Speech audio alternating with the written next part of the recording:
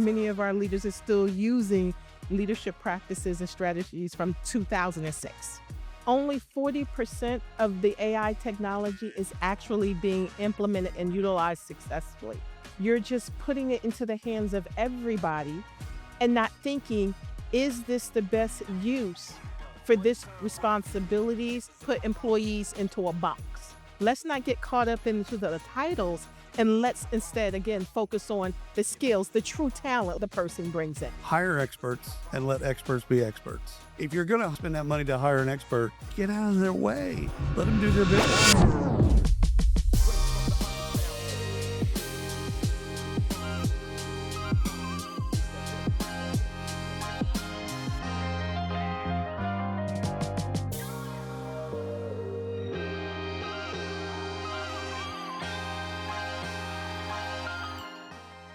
This is William Tincup and Krishna.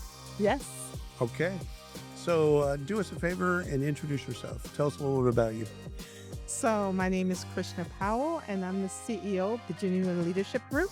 Okay. And it is there that I partner with HR leaders as well as executives, teaching them how to manage and lead a multi-generational workforce. Ooh, I like that.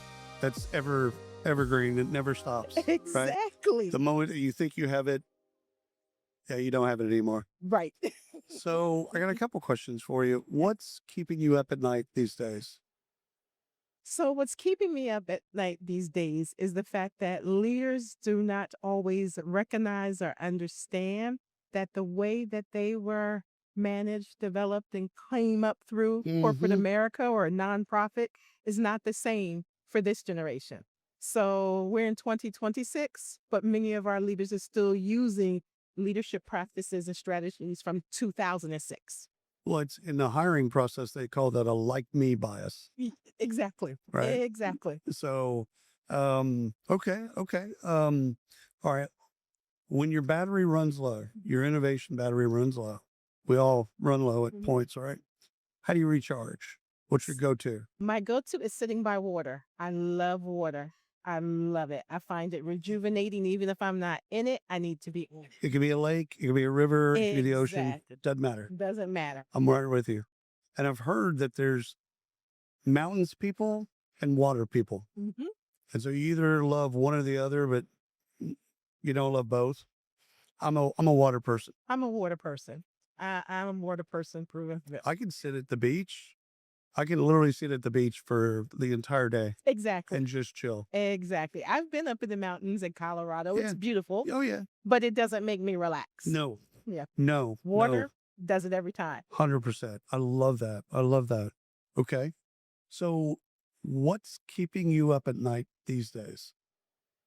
So just again, with the leaders and thinking about the leaders and how they're doing things in 2026 that they did in 2006. So that's what keeps me up, because I'm just like, how can I let them know that it's not business as usual, that they do need to adapt and change to this new workforce that has come in. Right.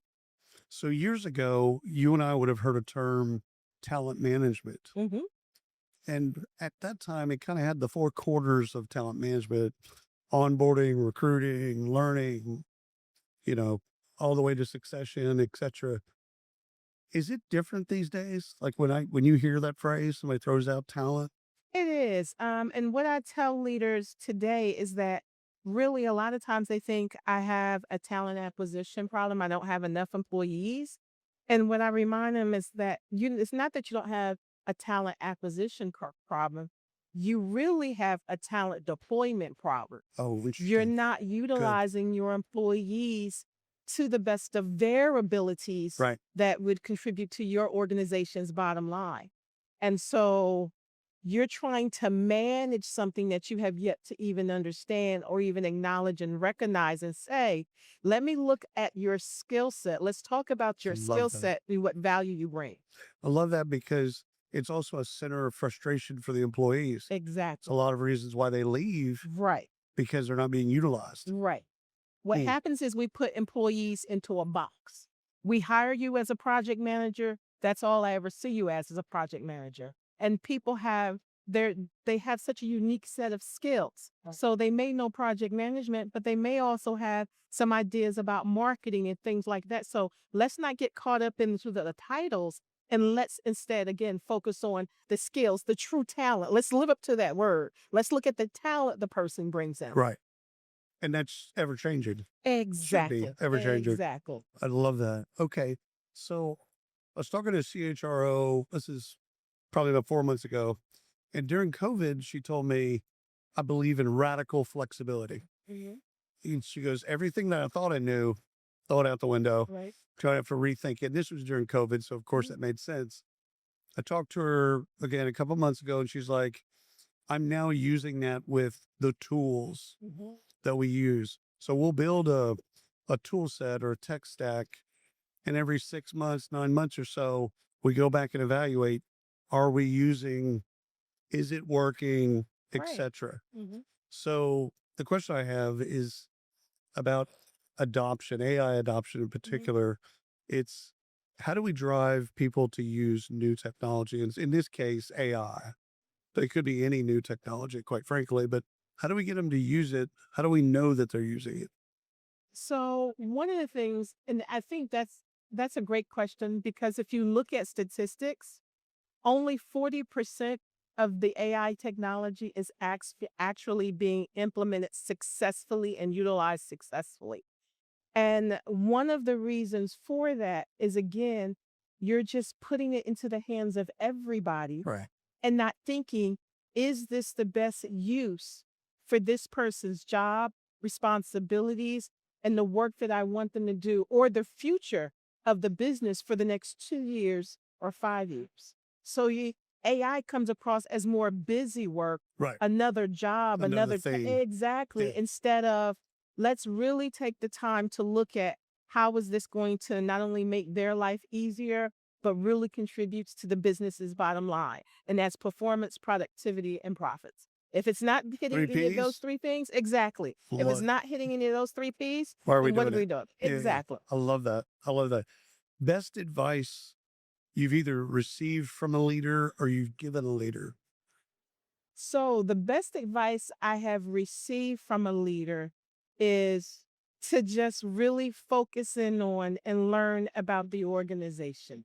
A lot of times we come in and, as a new employee, you just focus on the job, and then we stop learning about the Right. organization. Right. Right. You We know more need to, about your team. exactly. You need to see both the forest and the trees. Right. And, you can't get stuck in that. This is all I need to do, because all those things impact your business, and or impacts your job.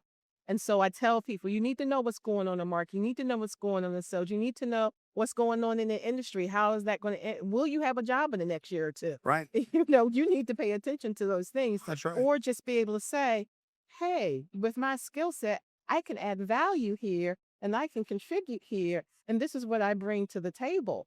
And It's so it solidifies your place in the it's so organization. infrequently that you ask an employee like, "Hey, what do you do? What do you?" They'll tell you what they do, ticky tacky ticky tacky tick, but they can't tell you what the business does. Exactly. And it's like, yeah, I got the job. What does the business do? Right. And that's what we need to do. Yeah. What does a business do? Best advice I was ever given, and this is an oil man.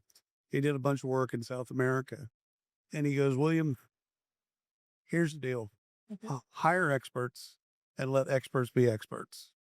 And I'm like, Jack, that's actually really good. If you're going to hire them and you're going to spend that money to hire an expert, get out of their way. Right. Let them do their bit, hmm which I'm sure you see in the consulting side. Right. And that's what I tell leaders, is that you need to hire experts to be experts, because you can't do it all. It's No, just like raising a shouldn't child, shouldn't where they do it say all. it takes a village. Yeah, It takes a village. You're not supposed to be the beginning, middle, and end unless you have some sort of death wish, because you're killing yourself, by trying to do that.